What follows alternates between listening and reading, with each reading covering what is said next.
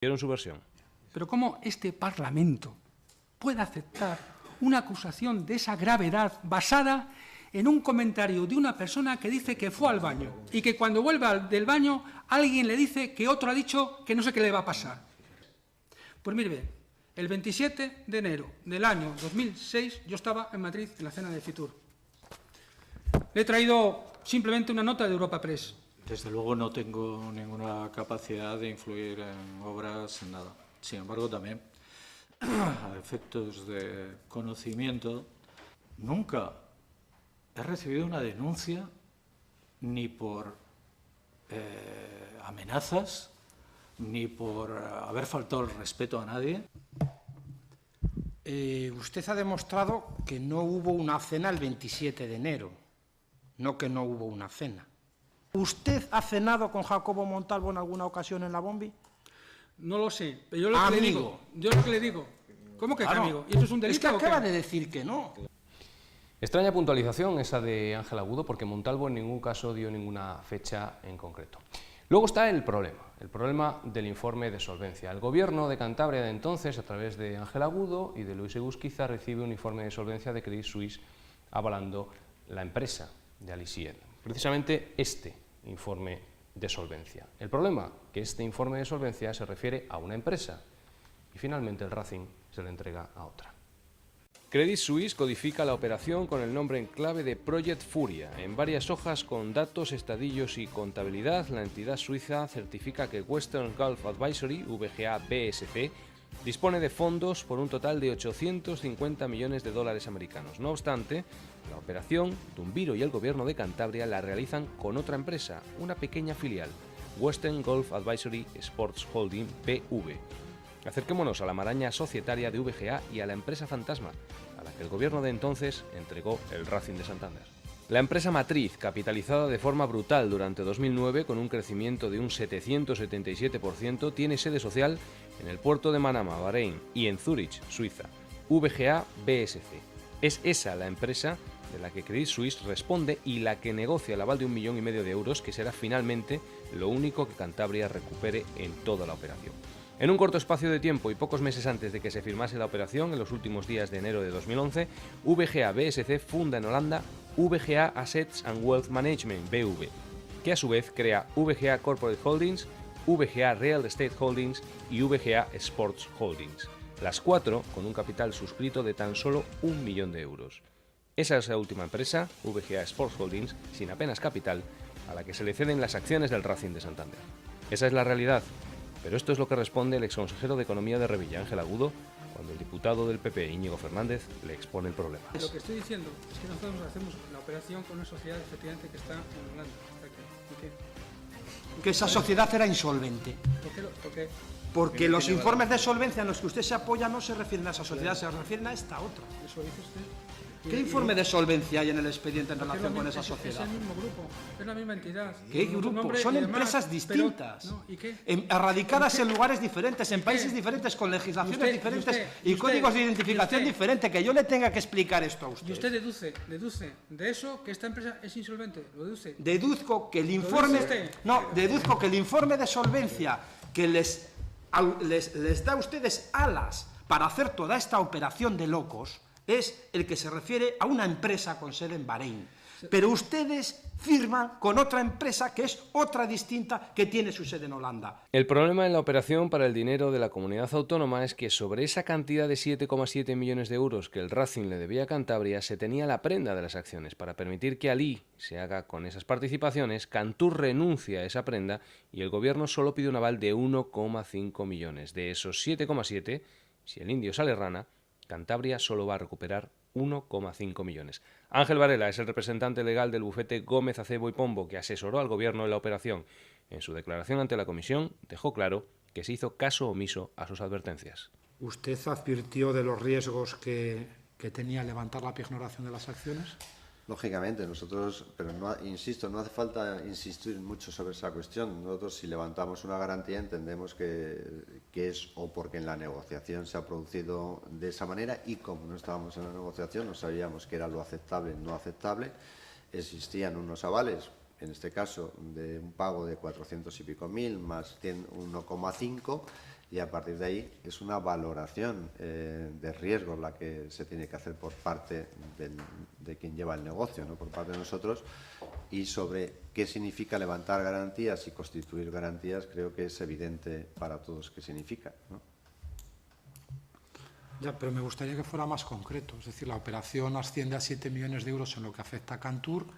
Bien, pero en el sentido de si dijimos que significaba levantar un aval, pues claro que lo dijimos, que levantar un aval significa quedarte sin un derecho real sobre las acciones del Racing, que a cambio tenías un aval, que el aval cubría 1,5. No los 7. No los 7, claro que lo dijimos, que cubría 1,5.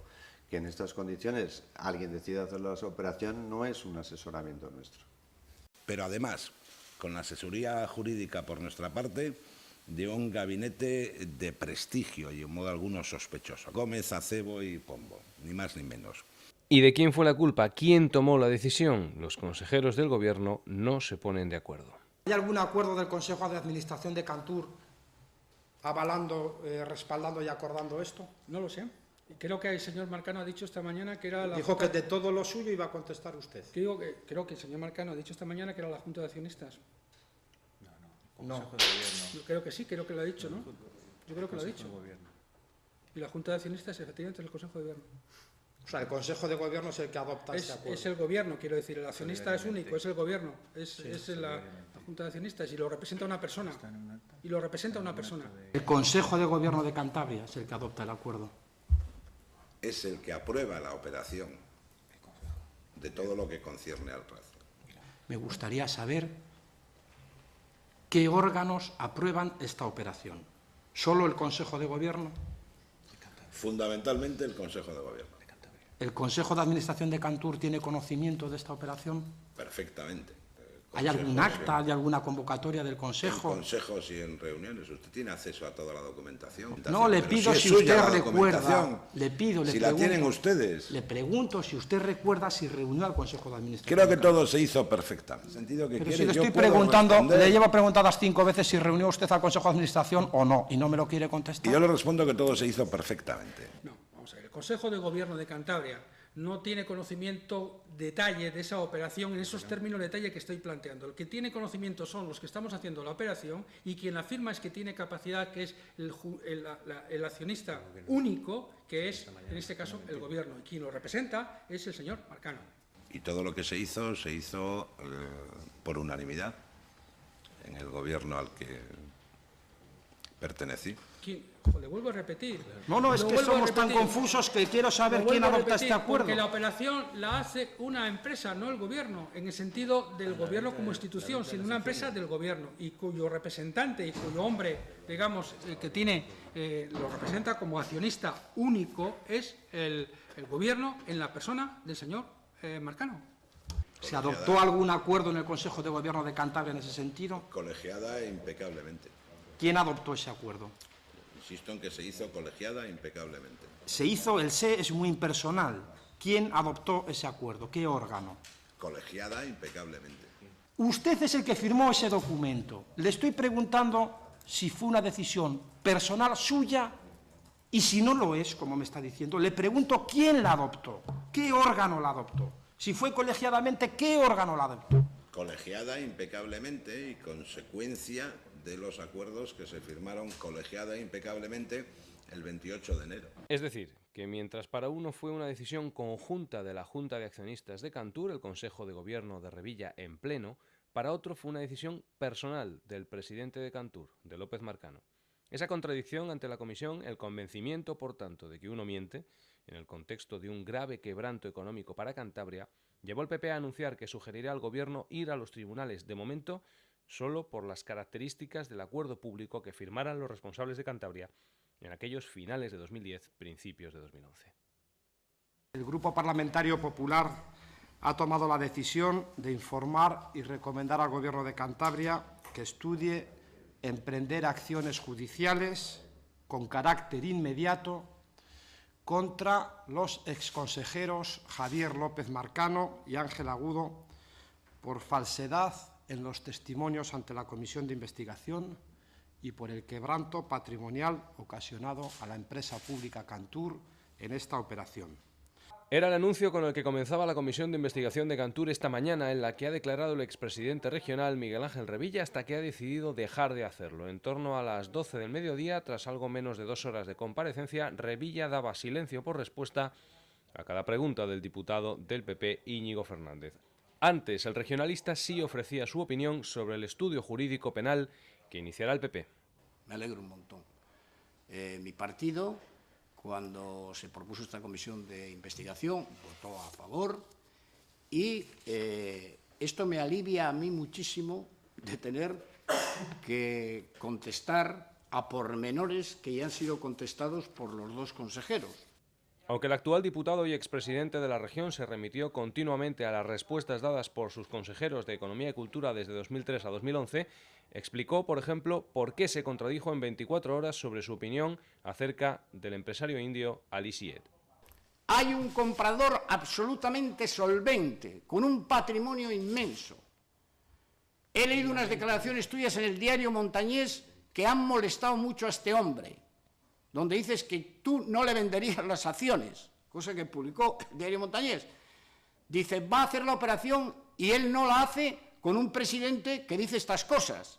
Bueno, y ahí me ves a mí el día 29, que es la vez en que conozco yo a este Ali, que yo no sé quién es, en el Sardinero llega y yo tengo que confesar que me deshago en elogios de este señor.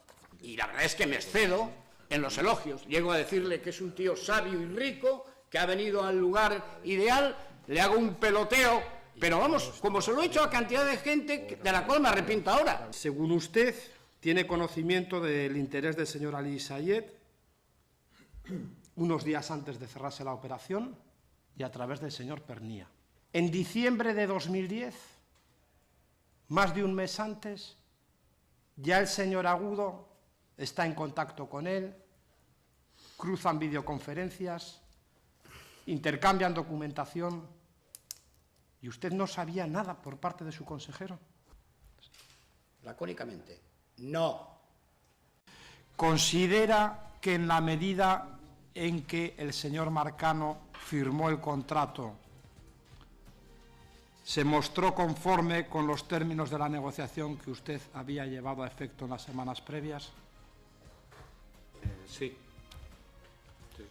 ¿Considera que en la medida en que firmó el contrato aceptó que el calendario de pagos de Dumbiro por importe de 7,7 millones de euros se rebajara a 6,5 millones de euros con VGA?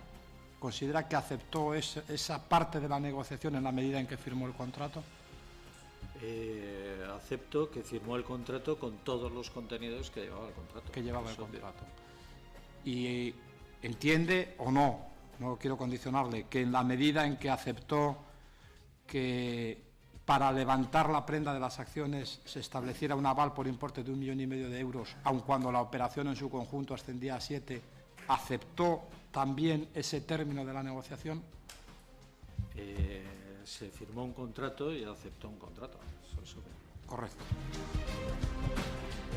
La comisión de investigación siguió sus trabajos centrada en gastos por valor de muchos millones de euros, pero en cuanto a la figura clave de esta compraventa del Racing se refiere, la cosa está, según los testimonios, bastante clara. Miren, un grupo humano puede discutir y, sea gobierno o no, puede hablar sobre algunos temas o no y dejar constancia escrita de ello o no, pero jurídicamente hay una firma responsable de una persona física que estampa su firma ese 29 de enero de 2011 en 2 contratos como este, además de una visita previa a una notaría de Santander, dejando en la práctica desprotegida Cantabria y con la imposibilidad de recuperar más de 5 millones de euros.